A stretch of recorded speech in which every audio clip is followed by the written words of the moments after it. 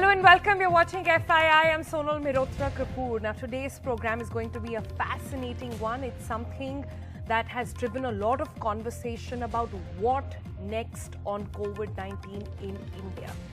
Well, the second wave is behind us, at least in most parts of the country, that is. But what next? How are we to prepare for the next one? Will there be a third wave? If yes, when? All these answered in this explainer. Will there be another wave of COVID-19? When will it hit us, and are we prepared? Now, to answer all these questions, important to see the trends that have emerged from the first two waves so far. So first, what we have for you is data that we collected from 30 top countries in the world that were hit by COVID-19. And at first, you notice that between one wave and the next one, there is a 5.5 month gap. That is an average, of course. Some countries had 4 months, some had 7 months. But on average, about 5.5 months from the peak of wave 1 to the peak of the next one. So perhaps you should think that waves come and go in about 6 to 7 months' time. Secondly, the key worry is that the second wave, if you see again that graph, is much worse than the previous one. In fact, on an average, about 75% higher in terms of numbers of COVID-19. So, for example, if there are 100,000, the next wave is about 175,000. Having understood that, so that's for 30 big countries across the world, the average figures over there. But let's look at India and how that compares to the world. Now, this graph will actually show you, and we'll superimpose it really with how the world responded and then how India has been showing trends in terms of the first and the second wave. So you can see it shoots up much more than the rest of the world. And you also see the first thing really is that India compared to the rest of the world, while the gap between the two waves is much larger, so it takes much longer for India for the second wave to hit us. But when it does, it really is shooting up way above anybody else in the world. So the question then is, how bad will India's next wave be? Will it depend on how many vaccinations we manage to do by then? Well, if you look at that, we've done an analysis again for you to make you understand how much is really enough. At 9 million vaccines a day, India may not have any further waves. And until then, you keep seeing the wave coming, but the intensity going down. So until we hit that target, we are all set to have yet another wave.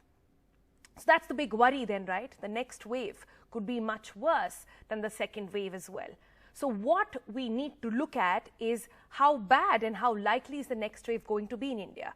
And so first, it all looks like, it all depends at this point on the immunization and how much of a population actually has immunity. To that extent, let's look at how many people actually have immunity from the vaccines. That's about 3.4% only of our population, both the doses that is. And then let's look at the people who actually got COVID-19 and thus have antibodies. So that's about 2%. So there might be some overlap over there, but on an average, about 5.4% of India's population only at this point has the immunity cover. So really, what we really need is more and more people get under the vaccination cover, get under the antibody cover. So going by our percentage population under that, with the third wave in India, how soon is it going to hit us? Well, again, let's look at the clues at this point that we are getting at this point globally. To move from the second wave to the third wave, for example, UK took nearly 8 weeks. Italy took 17 weeks. United States took 23 weeks. And their vaccination cover, remember, is way ahead than India. So by that logic, while some people in the country are still debating if there will be a third wave, many experts at this point saying it is not a question of if, but a question of when. According to research now put together by Professor Giridhar Babu and Dr. V. Ravi, in all likelihood, we've got the dates for you. The next wave might be in late November or December of 2021. That puts the wave 3 to arrive in the country just after Diwali and go into New Year's, if those calculations are correct. And if we do not want to repeat what happened last time around in wave 2, it is important that we prepare and tackle the next wave now. To do that, let's try and understand who is most at risk when it comes to wave 3. Well, experts believe that those at risk include people who are not protected by vaccination and people who are not infected yet. Younger age groups said to be more likely at risk as well. This includes children, mind you. But remember, a higher risk of infection does not mean there will be a higher risk of serious illness as well, especially when it comes to children, remember, because they have great immunity. So to avoid a disaster, what should India be doing? Number one, no prizes for really guessing this one. Vaccinate, vaccinate, vaccinate. Vaccination will prevent deaths. It will avoid serious illnesses as well. And there is enough and more data to prove that very thoroughly now.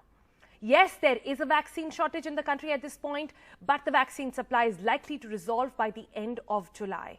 Till then, people with comorbidities, irrespective of age, not just older people, younger people as well who have comorbidities should be prioritized for vaccination. Micro-planning for vaccination should be strengthened by house-to-house visits and preparing the list of all the eligible beneficiaries by the health workers and volunteers as well. Vaccine hesitancy, that needs to be tackled on an urgent basis, especially in the remotest corners of the country. But when talking about vaccination, you just at this point wonder how much of vaccination is really enough. We try to understand that from experts, and they estimate that India should be vaccinating roughly between 9 to 10 million people every day. And we need to do that in the next 3 months itself to try and avoid any further disasters. Next, so that was vaccination. Next, what else is required to prepare for wave 3? Surveillance said to be the key over here. We have to wake up to the disease threats when they are, generally we wake up to it when they are a large outbreak, but it is important to have intervening periods being looked at to the one at a time when actual planning is done. One of the critical aspects of surveillance is sustaining aggressive testing, especially in symptomatic individuals. The other is to closely watch, and this is important, the 7-day moving average of the test positivity rate, the TPR as it is called. The TPR less than 5% indicates the disease is under control. Another important facet of the surveillance should be actually genome sequencing to keep a watch on emergence of those new variants that keep throwing our entire planning off the chart. So very important to keep a tap on that. And last, but perhaps the most inexpensive, but yet the most important way and the most easy way as well to beat the third wave is to maintain our COVID-appropriate behavior. So no more mass gatherings, case isolation, contact tracing, and the all-crucial R factor, or the reproductive rate of the virus, should remain below or equal to 1. That, if followed, experts believe we have a chance of beating the third wave.